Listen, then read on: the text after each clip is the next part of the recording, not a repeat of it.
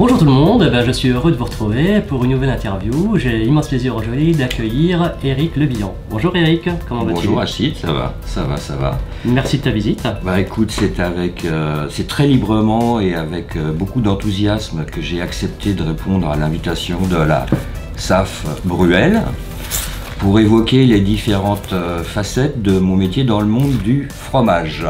Voilà. Donc je reviens un petit peu sur moi pour commencer, pour me présenter. Je suis venu au monde du fromage, dans le monde du fromage, par un concours de circonstances, étant destiné au départ à une toute autre activité, après des études supérieures et une école militaire et la vocation d'être officier dans l'armée de terre. C'était mon but quand j'étais jeune, dans les années 80. Et mon chemin a croisé celui de fortes personnalités du fromage, tels que M. Pierre Androuet et notamment M. Roger Pompon, qui était à cette époque-là le directeur de la SAF. L'envie d'apprendre a suscité de la curiosité, à découvrir toute une filière fromagère. Ça n'est pas uniquement le fromage qui est chez le détaillant, en marché ou en boutique, mais ça remonte jusqu'au berger et jusqu'à la sélection des bêtes qui fournissent le lait. Et tout ça, c'est un travail passionnant. D'accord, c'est une vision filière en fait. Oui, une vision de filière. Voilà. Et moi, j'ai su trouver ma place dans cette filière, dans les fromages corses. C'était un secteur qui était très abandonné, de par l'éloignement géographique et insulaire du continent. Les marchés principaux tels que les croûtes fleuries, les pâtes molles, croûtes fleuries, les bries, les camemberts et tous ces trucs-là, c'était pris. Il ne fallait pas aller sur ce secteur, c'était trop concurrentiel. Et donc j'ai choisi un petit marché de niche sur les fromages corses. Voilà. D'accord. Et tu t'es orienté vers un type particulier donc de producteur corse, hein, c'est bien ça? Ah oui, à l'époque il n'y avait pas encore d'industrie du fromage en Corse, donc j'ai fait la rencontre de bergers, de producteurs en Corse qui fabriquaient des produits exceptionnels et n'avaient pas les portes d'entrée sur les marchés du continent. Et des producteurs qui respectent une certaine tradition. Ah ben oui, ouais. Oui, oui, moi j'insiste sur, et j'ai voulu sauvegarder la tradition pastorale et les modes de production des fromages. Je le fais encore jusqu'à présent, avec quelques évolutions qui sont dues à l'évolution des normes sanitaires, de la logistique, etc. Mais j'ai tenu à maintenir les traditions pastorales et de fabrication des fromages au lait cru de brebis d'origine corse. Voilà. D'accord. Combien tu as de partenaires en Corse aujourd'hui? Actuellement, j'en ai 3. C'est suffisant. Ce sont des partenaires que j'ai depuis 30 ans, en qui j'ai confiance, qui ont confiance en moi. C'est très important dans la mesure où les produits corses sont souvent sujets à des variations de qualité. C'est trop peu régulier en fait. Et donc là, une relation partenariale de 30 ans sécurise des échanges qui sont faits entre gentlemen.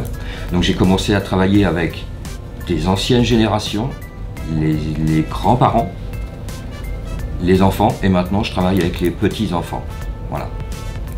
Toujours en respectant ce même cahier des charges, cette même qualité. Oui, oui, c'est ma marque de fabrique, c'est moulage individuel, salage à la main et à partir de lait cru d'origine corse.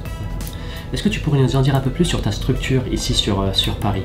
Puisqu'en fait, si je ne m'abuse, tous ces produits passent par toi. Donc oui. tu déconditionnes les produits, tous les produits passent par tes mains en fait. Ah oui, oui. Il a fallu trouver un circuit qui permette de faire venir des fromages de Corse en maîtrisant les températures, toutes les normes d'hygiène et de redistribution.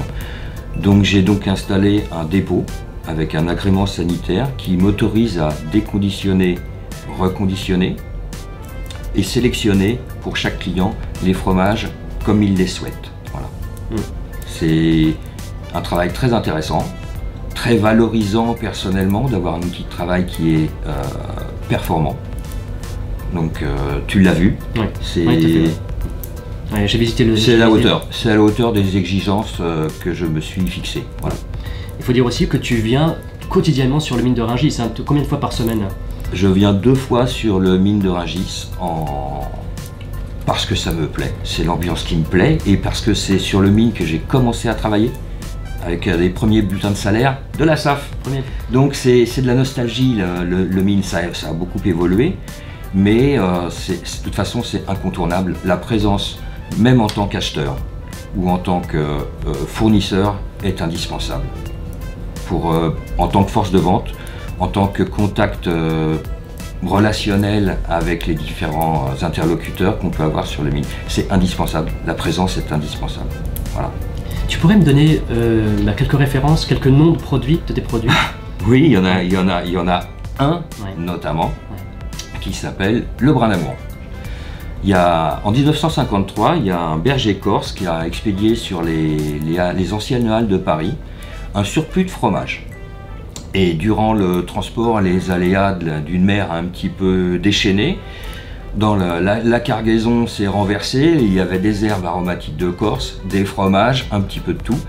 Et finalement, les herbes sont tombées sur les fromages. Arrivés sur les halles de Paris, les forts des halles ont constaté que les fromages avaient été couverts d'herbes.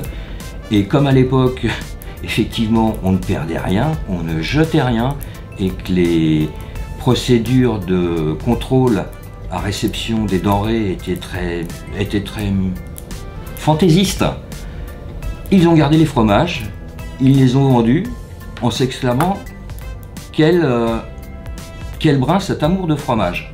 Et donc c'est resté Brin d'Amour. Ça a été déposé. C'est un fromage qui après, dans les années début 70, est tombé dans l'oubli parce que le berger est décédé. Et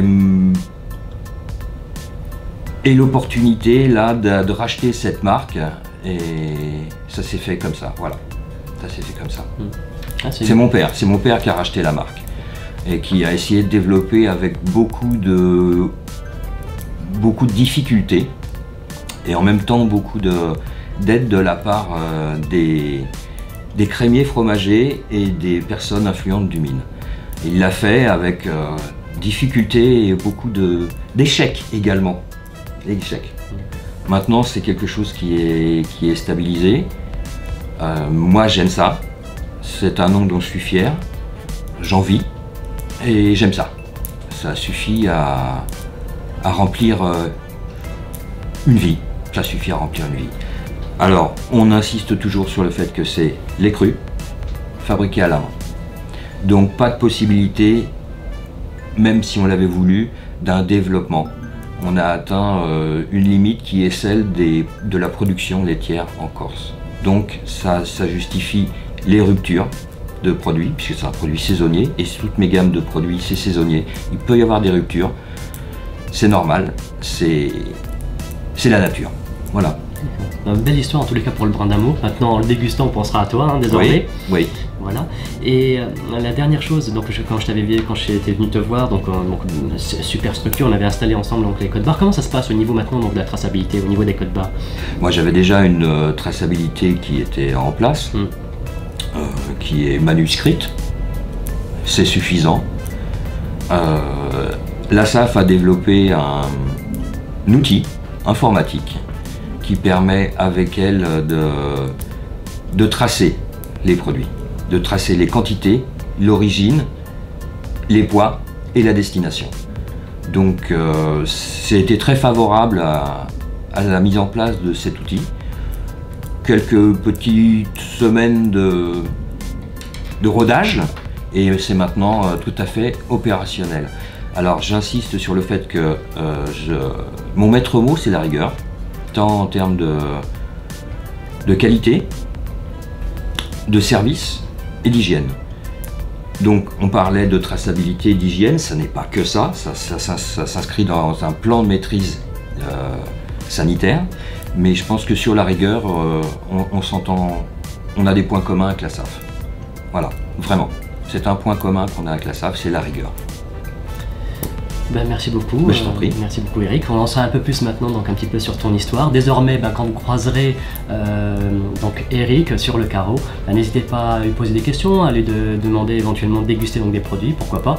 Et puis donc ben, j'espère une longue vie encore pour le brin d'amour et les autres produits, corses. Mais si vous me croisez, vous pouvez aussi me demander des croissants. Voilà. Merci beaucoup Eric. Merci. À très bientôt. Merci Rachid.